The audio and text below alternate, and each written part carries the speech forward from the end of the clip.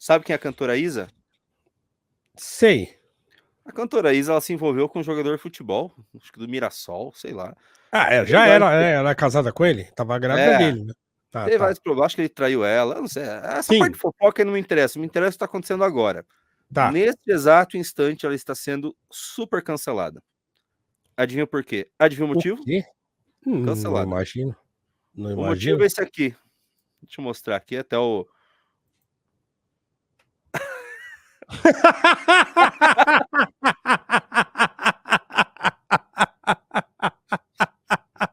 Acredite se Não quiser. palmitem! Tem 5 exclamações. Não palmitem! A filha da Isa nasceu branca. Branca! Olha lá a mãozinha da menina. Olha lá, alva, qual é? Alva mais que a neve, tá? Então é isso. Caramba, hein? Cara, olha, Mas tá, o negócio tá feio? a pirralha nasceu branca? Que mico. Mico por quê? A Isa palmitou, levou o chifre do branco, dublou o Rei Leão, batizou a filha de Nala e mesmo sendo um símbolo feminista preto, vai passar o resto da vida amando a filha branca de um claro básico. Pois é. Professor, é com você. Bom, eu acho que assim, essa conversa é toda errada, né? Ela é toda errada porque, primeiro, ela não tem razão de existir num país como o Brasil, né? No país como o Brasil não tem razão de existir essa discussão, porque o Brasil é um país miscigenado desde a origem, né? Então você quase não tem brancos no Brasil, né? Então não tem esse papo de você achar que uma pessoa se casar com a outra você vai, né, tornar o outro branco, tornar o outro negro e tal. Isso é uma bobagem, é uma filigrana que não deveria ter lugar na discussão social, ou mesmo, entre aspas, racial no Brasil, porque o nosso alvo deveria ser o tipo brasileiro. Né? E qual é o tipo brasileiro? É o miscigenado. Né? Esse foi o grande trunfo que buscou o Gilberto Freire, e ele foi cancelado também por isso, obviamente. Né? Então, quando ele resolveu positivar a miscigenação, porque o que acontecia? Acho que é bom a gente fazer um resgate rápido aqui, né? Eu já falei isso outras vezes, mas é sempre bom repetir, porque as pessoas se esquecem. O Brasil passou por um processo entre o finalzinho do século XIX e o início do século XX, pelo menos os primeiros 30 anos do século XX, como uma nação que desejava se embranquecer. Isso é verdade, tá? Isso não é teoria da conspiração, não é militância, tá? Era um projeto. Tá, então você encontra isso nos livros de história, você encontra isso nos livros de sociologia. Então o Brasil passou por um processo em que a elite brasileira, a elite política brasileira, desejava um país embranquecido. Então, ó, vamos trazer imigrantes, vamos fomentar o casamento entre os imigrantes aqui no Brasil e vamos marginalizar no sentido de colocar à margem essa população que acabou de sair da escravidão, e aí ela vai morrendo, né? Aí ela vai acabando. E daqui 100 anos, essa era a meta, nós não teremos mais negros no Brasil. Então o Brasil será uma Europa nos trópicos. Era isso que se dizia, né? O Junito acho que até pegou ali. Tinha sociedades eugênicas no Brasil. Aqui em São Paulo tinha uma famosa que era do Renato Kell, que é sempre citado, né? Então isso era um projeto mesmo de país. Deu errado, obviamente. Quando chegou lá na década de 1930, o Gilberto Freire, olha lá, o Junito acho que pôs na tela aí o boletim da eugenia, tá vendo? Isso era um negócio Instituto Brasileiro de top. Eugenia. Leia, ó, editado em propaganda Exatamente. do Instituto Brasileiro de Eugenia. E veja, 1929, tá? Não é século XIX, não. Já é perto da década de 30, tá? Ó, Então, isso é uma realidade brasileira e foi uma realidade por bastante tempo, né? posso ler a primeira Então, página aqui? A primeira pode, por parte? favor. Por A favor, eugenia Junito. tem por fim cooperar para o au- aumento progressivo dos homens física, psica e moralmente sadios, para a diminuição paulatina do contingente dos fracos, doentes e degenerados, concorrendo desse modo para a constituição de uma sociedade mais sã, mais moralizada, em suma, uma humanidade equilibrada, composta de indivíduos fortes e belos, elementos de paz e de trabalho. Maravilhoso, ó, Renato Kell. Então, só assim, aí você pensa, quem era o belo, o saudável e tal? Era o branco, tá? Era o chamado caucasiano, né? Então, isso é uma realidade no Brasil. O Gilberto Freire, ele faz uma revolução nisso. Porque ele aparece e fala assim, gente, espera aí, né? Na verdade, a nossa grande vantagem, o grande trunfo do Brasil é a miscigenação, é essa mistura. Então ele pega os três povos principais, né, o indígena, o africano e o brasileiro, e o português, fala, ó, esses três povos, quando eles se uniram, deu um negócio que não tem lugar nenhum do mundo. É uma coisa sui generis e que nos dá uma grande vantagem. Né? Então ele conta primeiro a história dos indígenas, depois a história... História assim, né? A chegada, a adaptação, os costumes, a alimentação, a cultura, né? Dos indígenas, depois dos africanos, depois dos portugueses, como que isso se juntou aqui no Brasil. Isso está no Casagrande Senzala, e como isso se tornou o grande trunfo no Brasil. Então, isso deveria ter sido uma espécie de nossa a Bíblia sobre o Brasil. Né? Você quer entender o que é o Brasil? Leia o Casagrande Senzala. O problema é que os sociólogos uspianos, da década de 50, 60, já todos marxistas, eles não gostaram dessa ideia. Porque, para eles, enquanto houvesse desigualdade, né, o problema racial não seria resolvido. Tá? Então, eles achavam que não valia a pena, não era correto você simplesmente diluir o problema racial só num problema social. Então, eles fazem uma separação das coisas, começam a criticar o Gilberto Freire, dizendo: não. Você está romantizando as coisas, porque na verdade tem um monte de problema não resolvido ainda, problema social, problemas econômicos, e a população mais pobre ainda é a população mestiça, parda e negra, preta, né? Então eles cancelaram o Gilberto Freire, e ele passou durante décadas sendo no ostracismo, né? Sendo jogado de lado. Até que ele foi meio recuperado, assim, nos anos 2000, por aí, 2000 para frente, e hoje ele segue em disputa aí na sociologia brasileira. Mas enfim, então falar nessa coisa de palmitagem no Brasil é meio esquisito. Né? Nos Estados Unidos, esse tema pode até ser que faça algum sentido, apesar de não ser correto também, tá? Agora, os meus dois dedos sobre esse negócio. Eu já falei isso aqui também, vou repetir. Eu me casei com uma mulher negra. Ah, por quê? Porque uma das coisas que eu pensei, e o casamento é uma coisa que você tem que pensar mesmo, eu pensei o seguinte: olha, primeiro que eu gosto, né? Eu tenho por gosto, eu gosto de mulheres negras, né, então sempre gostei, sempre namorei com mulheres negras. E uma das coisas que eu pensei na hora de eu casar era o seguinte: olha, eu já era um cara que tive a virtude e a benção de ter estudado, de ter me formado cedo, de ter um bom emprego e tal. Então isso me deu uma condição financeira boa antes dos 30 anos. Falei, poxa, então se eu casar com uma pessoa que se parece comigo, cuja família se parece com a minha família, né, que está num processo de ascensão, de alcançar outras coisas na vida e tal, pô, é legal, porque eu trago uma pessoa, trago uma família junto comigo, enquanto eu vou crescendo, né, economicamente e tal. Então, isso também fez parte da minha decisão. Então, a escolha pela minha esposa, que é uma mulher negra, periférica, morava em Santo André, num bairro, né, assim, pobre de Santo André. Então a gente se casou e assim, pô, graças a Deus a gente tem casa própria hoje, quer dizer, não é nossa ainda é do banco, mas enfim, nós estamos pagando uma casa própria. Então, eu também levei isso em consideração, tá?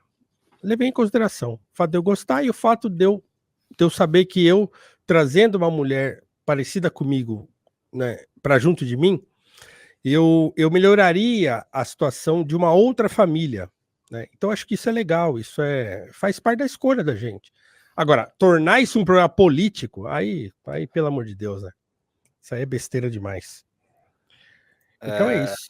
E esses assuntos, eu achei engraçado, porque esses assuntos durante a eleição ficaram à margem, né? Algo que não se comentava, talvez também pela falta do Twitter. O pessoal do Twitter votou querendo, louco para isso. cancelar alguém. Ou primeiro motivo, uma foto da mãozinha da filha da Isa. Não, vamos ver os comentários. Vamos ver alguns comentários, professor. Então, é demais. Deixa eu pegar aqui. Olha lá. Ridícula. Nem mostra a criança. Ô, louco! A Uhum. criança acabou de nascer e já tá sendo vítima de racismo vindo exatamente daqueles que... Bom, tudo bem, alguém já reclamando, né? Não, agora tem bastante, mas no começo. Acho que agora eles apagaram os comentários. Ah, eles apagaram, tinha tanto comentário. É, eles foram apagando os comentários mais racistas aqui, professor. Que Olha, ó. Como essa muito. criança nasceu branca se a mãe é negra e o namorado é pardo? É, Ai, ai. é Ó, discussão de internet, né, já vai Junito? começar a frescura de esconder o rosto da criança. É. Assim, porque veja, hoje tem um negócio também, por exemplo, se você pegar a Djamila Ribeiro, a Djamila Ribeiro é a maior celebridade do assunto racismo no Brasil, tá?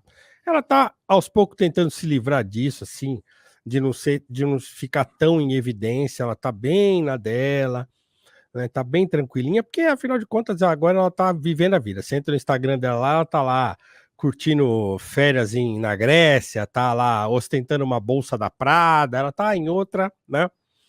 Mas a Djamila, ela é casada com um homem branco, um sujeito bem branquinho, inclusive. E, na verdade, a maioria desses militantes, eles são casados, eu vou chamar disso, mas não, né, interracialmente, né? Não, fala, tem que chamar de palmiteiros. Eles são palmiteiros. Eles são É verdade, palmiteiros. é verdade, é verdade. Todos eles são palmiteiros, né? Todos eles são. Então não tem assim. Eu lembro daquele Érico Brás, que é um Eu conheço, ator. existe no MBL, inclusive, um palmiteiro incorrigível. Tem, A missão dele é tem, encher o mundo de pardinho, segundo ele. tem ele mesmo. Tem. Conhece? É o Jota, né? É, O exatamente. Jota, o Jota é o autodeclarado palmiteiro do É. MBL, é. Mas veja, aquele Érico Brás, por exemplo, que é um ator da Globo, né? É bem pretinho ele e tal, e ele fazia desse negócio uma militância muito ferrenha. Ele era casado com uma mulher negra, e aí ele saiu nas revistas falando: casamento preto é um ato político, e não sei o que, falou, separou da mulher, casou com uma mulher branca. Aí pronto, todo mundo caiu em cima dele, aí ele ficou lá, não, veja bem, não sei o que, aí tranca os comentários do Instagram, some por um tempo, volta e tal. É isso. Aquele Manuel Soares, que adora ficar militando, não sei o que, tá casado com uma mulher branca também, né? Você pega aquelas jornalistas negras da Globo, quase todas elas são casadas com homens brancos também, né? Então, assim, é, é muito difícil, porque tem um lance aí, não só da escolha, mas também do ambiente.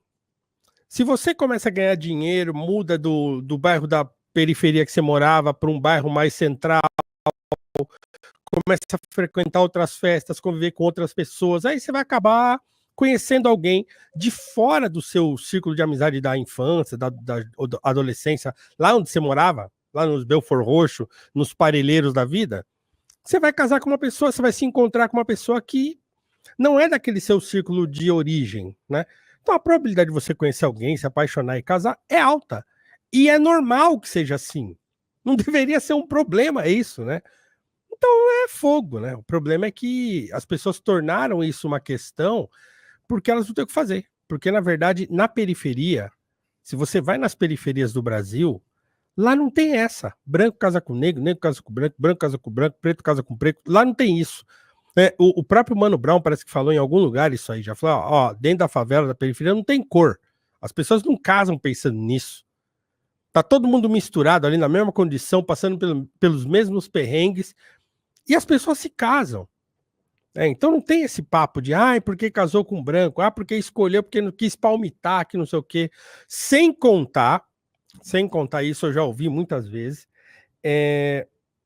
mulheres que se casam com homens brancos, mulheres negras que se casam com homens brancos, claro, pode ser uma desculpa, mas eu acredito que tem um fundo de verdade nisso, que elas foram maltratadas por homens negros e aí elas acabaram dando uma chance para um homem branco que as trata muito bem e tal. Então tem sempre esse papo aí, né? Então, assim, é um não assunto que acabou virando um assunto porque a militância não tem coisa mais importante para se preocupar, né? Então, quer dizer, enquanto metade da população brasileira não tem saneamento básico e entre essas pessoas que não têm saneamento básico, a imensa maioria são as pessoas de periferia e, consequentemente, as pessoas negras e tal, isso ninguém fala.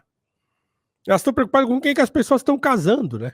Então é muito ridículo isso. Falei Fora demais. que talvez a maior contribuição, talvez a única contribuição civilizacional do Brasil que pode oferecer para o mundo é exatamente a experiência de miscigenação no Brasil, né, Pois professor? é, Porque aqui as foi cisões isso. sociais não são tão intensas como no resto do mundo, sabe?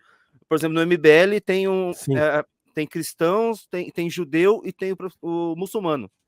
O Sr. Ricardo é muçulmano. Isso é é, impensável em alguns lugares do mundo. Impensável em alguns lugares do mundo. exatamente. Então, essa facilidade que Então, o povo brasileiro tem, até por ter, né, sido desde o começo muito miscigenado, foi uma colonização um pouco diferente, né? A forma que foi colonizado o Brasil do restante do mundo acabou proporcionando isso, e é exatamente isso que a militância que eles pegam essa pauta dos Estados Unidos, né? Basicamente, exatamente. pegam essa Porque pauta dos Estados assim, Unidos, tentam trazer para cá.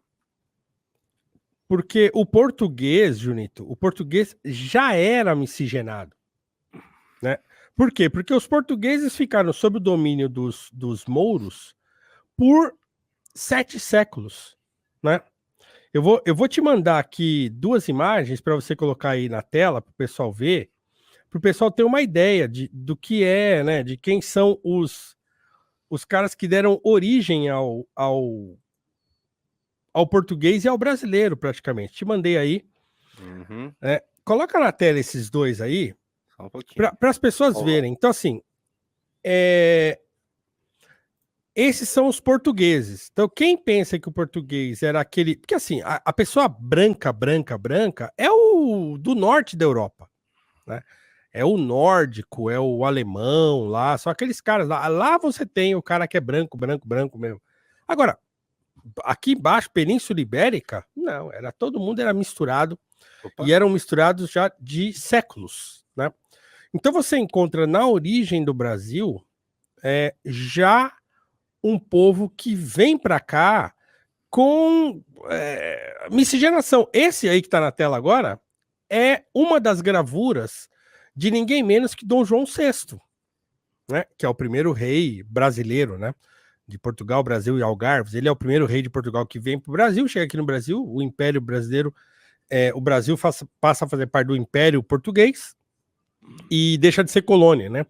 Então, esse cara é o Dom João VI. Ele foi chamado de negro pela Laure Junot, que era a mulher do general do exército de Napoleão. E esse aí que agora o Junito pôs na tela é o Dom Afonso Henriques, o primeiro rei de Portugal. Né? Olha só o nariz dele ali, é um nariz de árabe. Né? Parece o meu nariz, ó. Exatamente, é o Ó, nariz de árabe.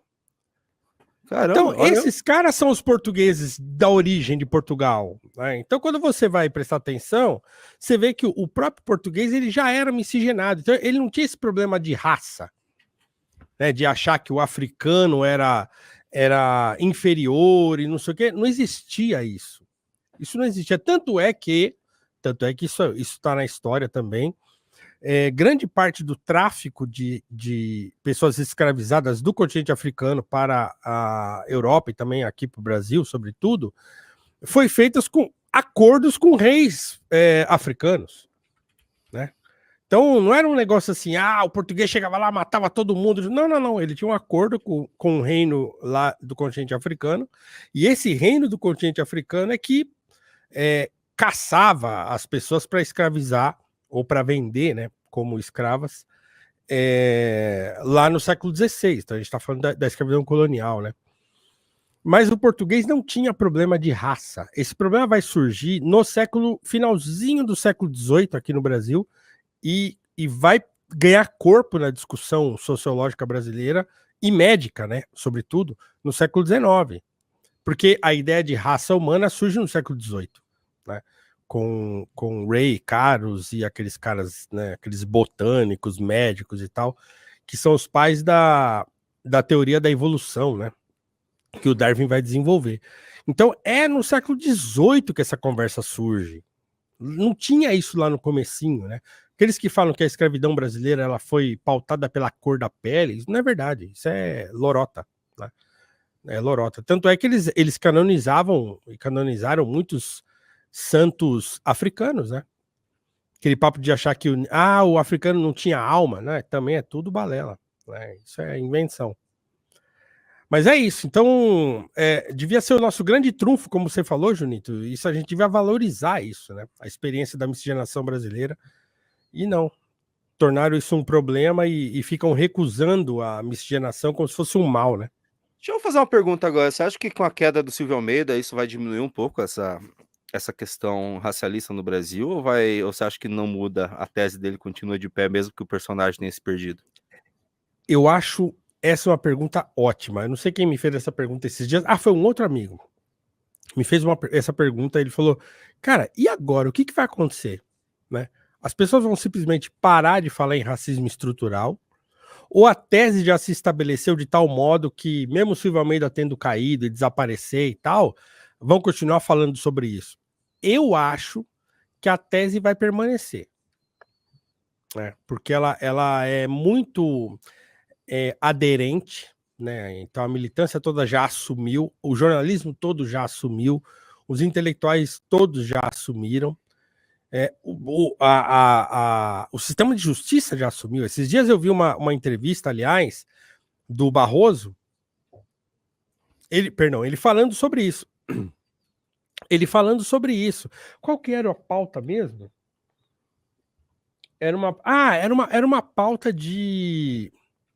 Caramba, era um negócio tão nada a ver, e ele botou a culpa... aquela coisa de identificação por câmera, né?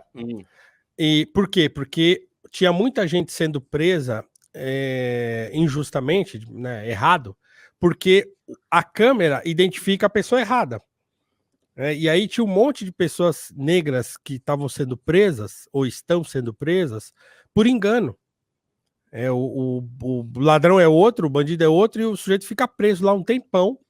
Por quê? Porque essa identificação pelas câmeras não consegue identificar bem o rosto e identifica, e quando é pessoa negra, piorou. Aí o Barroso deu uma entrevista falando sobre isso, e ele falou que era um problema do racismo estrutural. No ministro Supremo. Então é isso. Então já tá lá no STF. Agora veja, uma coisa que eu até comentei, eu tava em casa almoçando esse dia com a família, eu, a esposa e o filho, e aí a gente comentando, eu falei, se o Brasil tivesse uma quantidade grande de criminosos orientais, isso ia dar um maior problema também. Porque japoneses, chineses e muitas vezes coreanos, eles são parecidos fenotipicamente. Então, se você tem uma quantidade muito grande de pessoas que estão na criminalidade com esse fenótipo, você ia ter o mesmo problema. Por quê? Porque entre pessoas negras, a variação fenotípica é menor. Entre o cara que é mais escuro, sobretudo, né, o preto, né, a variação fenotípica é menor do que entre o pardo claro para o branco. Tá? É mais variado. Agora, então é fácil de uma câmera confundir. É óbvio que isso é uma crítica mesmo a esse sistema de identificação por câmera. Ele tem problema, porque ele vai ter dificuldade de identificar determinados fenótipos. Né? Então, ia ter um problema com pessoas negras e também ia ter um problema com orientais, que é um outro grupo humano de menor variação fenotípica. Né? Então não tem nada a ver com racismo estrutural, é uma bobeira falar isso. Só falam isso por quê? Porque não tem outra explicação. Porque não querem enxergar a realidade. Né? E querem ficar ideologizando. Agora, ninguém quer falar o que de fato é. Existe uma menor variação fenotípica de alguns grupos humanos, dentre eles os pretos e também os orientais, e isso ia dar problema. Né? Então, se você pega uma identificação facial para reconhecer um rosto, vai dar problema.